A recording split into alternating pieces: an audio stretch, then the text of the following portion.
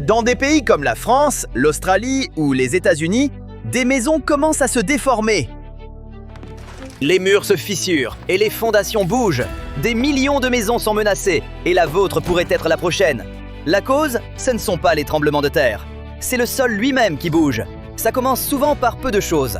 Une fine fissure sur un mur du salon. Mais avec le temps, cette ligne s'étend, s'élargit et devient impossible à ignorer. Partout en Australie, de plus en plus de maisons présentent ce type de fissure. Tout ça parce qu'une sécheresse record assèche le sol sous leurs fondations. Et quand le sol perd son humidité, il se rétracte. Résultat, les fondations d'une maison peuvent bouger de manière inégale, ce qui exerce une forte pression sur la structure. Les murs commencent à bouger et des fissures apparaissent. Or, certains types de sols aggravent encore le problème, notamment l'argile. Elle réagit beaucoup à l'eau. Quand il pleut, le sol argileux absorbe l'eau et gonfle. Quand il s'assèche, il se rétracte, un peu comme une éponge. Le problème, c'est que beaucoup de régions n'ont pas eu de pluie depuis des mois, et dans certains endroits, depuis presque un an. Le sol s'assèche donc bien plus que la normale. Les données récentes montrent à quel point la situation est devenue extrême. L'Australie a connu l'une de ses années les plus chaudes et les plus sèches jamais enregistrées. Le taux d'humidité des sols a chuté bien en dessous de la moyenne dans la majeure partie du pays. Dans certaines zones de Nouvelle-Galles du Sud, notamment le long de la côte Est, les conditions se sont dégradées rapidement.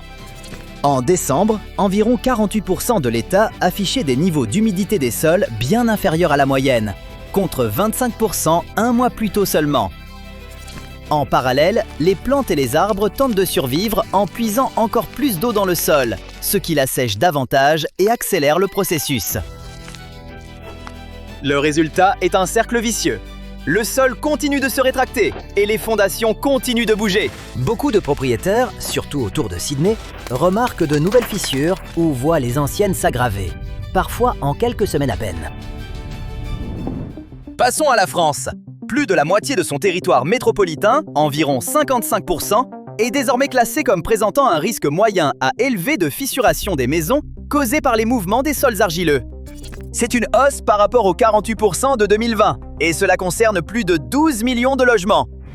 Les maisons construites depuis les années 70 sont plus exposées, car à l'époque, les constructeurs utilisaient des fondations plus petites et moins profondes. Ces fondations résistent mal quand le sol se met à bouger. C'est pourquoi les nouvelles normes introduites en 2024 exigent désormais des fondations plus solides. Elles offrent de meilleures chances de protéger efficacement les habitations. Une sécheresse sévère en 2023, suivie de chaleurs extrêmes, a provoqué une forte hausse des fissurations. Dans certains cas, des zones peuvent être officiellement déclarées en état de catastrophe naturelle. Cela permet aux propriétaires d'obtenir une prise en charge par l'assurance pour les réparations. Mais ce n'est pas si simple. Les demandes d'indemnisation pour les dégâts liés aux sols argileux comportent une franchise plus élevée, environ 1 800 $, contre 450 $ pour les autres types de sinistres. Et prouver les dégâts n'est pas toujours facile. Une maison peut se fissurer alors que celle d'à côté reste intacte, ce qui rend plus difficile de relier directement le problème aux conditions météorologiques. Voyons maintenant ce qui se passe aux États-Unis. Carol Devon a d'abord pensé que sa maison de banlieue à Saint-Louis se tassait simplement, quand de petites fissures sont apparues dans les murs. Mais quand de larges espaces se sont ouverts entre sa cheminée et le plafond, et que sa pièce de séjour a commencé à pencher, elle a compris que le problème était bien plus grave. Scott Knotts, kinésithérapeute de 48 ans à Lee's Summit dans le Missouri, fait installer 33 pieux, chacun coûtant environ 1 000 $ sous sa maison à 2 étages. Avec les coûts supplémentaires pour refaire l'allée, les trottoirs et l'aménagement paysager, sa facture totale de réparation devrait atteindre environ 50 000 $. Il a remarqué les premiers problèmes l'été dernier, quand les cloisons ont commencé à se fissurer et les portes à coincer. Mais la situation a encore empiré pendant une sécheresse. Sa terrasse arrière s'est enfoncée d'environ 25 cm et à l'intérieur, des pièces ont commencé à pencher jusqu'à 10 cm par endroit, rendant les déplacements difficiles. Presque toutes les maisons de sa rue ont eu besoin de réparations similaires ces dernières années. Partout aux États-Unis, des milliers de propriétaires font face à la même situation. Les mouvements du sol fissurent les fondations, endommagent les sous-sols et se propagent vers le haut, dans les murs et les structures. Dans certaines zones, des fentes assez larges pour y passer la main se forment autour des maisons. Dans de nombreux cas, les réparations coûtent des dizaines de milliers de dollars et peuvent même dépasser 100 000 $, souvent sans couverture d'assurance. Dans tous les cas, l'assurance aide rarement.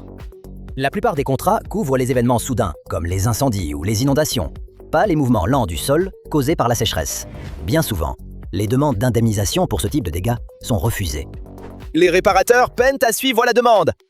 Des cas ont été signalés dans environ 40 des 48 États contigus, et le total des dégâts pourrait dépasser 1 milliard de dollars. Des villes comme Saint-Louis, où beaucoup de maisons ont été construites en briques lourdes, subissent plus de dommages, car les maisons en briques exercent plus de poids sur les fondations que les habitations plus légères en bois ou en bardage. Cela augmente la contrainte quand le sol bouge. Réparer les dégâts coûte cher, car il ne s'agit pas simplement de colmater des fissures. Dans de nombreux cas, les entreprises doivent installer des pieux en acier sous la maison pour la stabiliser. Elles enfoncent ces pieux profondément dans le sol, parfois jusqu'au socle rocheux, à l'aide d'équipements hydrauliques, et le procédé est très coûteux. L'essentiel ici, c'est la prévention. Les propriétaires doivent surveiller l'apparition d'espaces dans le sol près des fondations et, si possible, maintenir une humidité uniforme du terrain. Certains utilisent aussi du paillis autour de la maison pour ralentir l'évaporation de l'eau du sol. Le fait est que les fissures dans les murs peuvent sembler inquiétantes, mais dans bien des cas, elles ne signifient pas que votre maison s'effondre.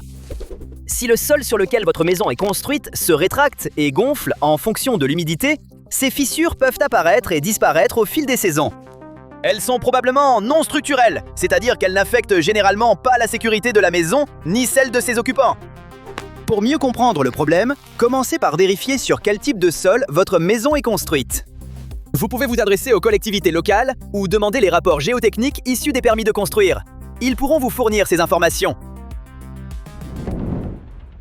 Il existe des moyens de réduire les mouvements de votre maison, mais la plupart sont plus faciles à mettre en œuvre lors de la construction. Par exemple, des fondations renforcées peuvent aider, mais elles sont coûteuses et pas toujours réalisables pour des maisons déjà existantes. Une fois que la fissuration a commencé, il est difficile de l'arrêter complètement. On ne peut que contrôler le niveau d'humidité du sol autour de la maison. Certains essaient d'abattre les arbres proches de la maison, car les racines peuvent puiser l'eau du sol. Mais cela peut en fait être contre-productif. Couper des arbres peut modifier brusquement l'humidité du sol et le rendre encore plus instable. Une autre solution consiste à créer une barrière autour de la maison, comme une bande de béton ou une surface pavée. Cela repousse les zones humides et sèches loin des murs et aide à réduire les mouvements du sol juste sous la maison. L'arrosage des pelouses est délicat. Trop peu d'eau assèche trop le sol, mais trop d'eau peut créer une humidité inégale autour de la maison et provoquer davantage de mouvements au lieu de les réduire. Donc, comme vous le voyez, il n'y a pas de solution simple. Les experts recommandent de faire appel à un professionnel avant d'agir. Un ingénieur en structure indépendant ou un expert en bâtiment peut déterminer si les fissures sont bénignes ou le signe d'un problème plus grave. Au cours du siècle dernier, l'activité humaine a piégé davantage de chaleur dans l'atmosphère terrestre. Cet excès de chaleur modifie le climat de la planète, et les scientifiques affirment que la Terre accumule désormais plus d'énergie qu'elle n'en libère. À cause de cela, les conditions météorologiques deviennent plus extrêmes, avec des tempêtes et des sécheresses dévastatrices. À certains endroits, de violentes tempêtes de neige bloquent les routes et perturbent les transports. Aux États-Unis, les saisons de tornades deviennent plus intenses que prévu. Dans d'autres régions, de fortes pluies provoquent des crues soudaines et des dégâts considérables. L'année 2025 a été l'une des plus chaudes jamais enregistrées. La majeure partie de cette chaleur excédentaire ne reste pas dans l'atmosphère. Elle est absorbée par les océans. Environ 91% de cette chaleur est absorbée par la mer, ce qui réchauffe les eaux océaniques et perturbe la vie marine. Les scientifiques avertissent que si cela continue, les systèmes océaniques pourraient atteindre des points de basculement dangereux.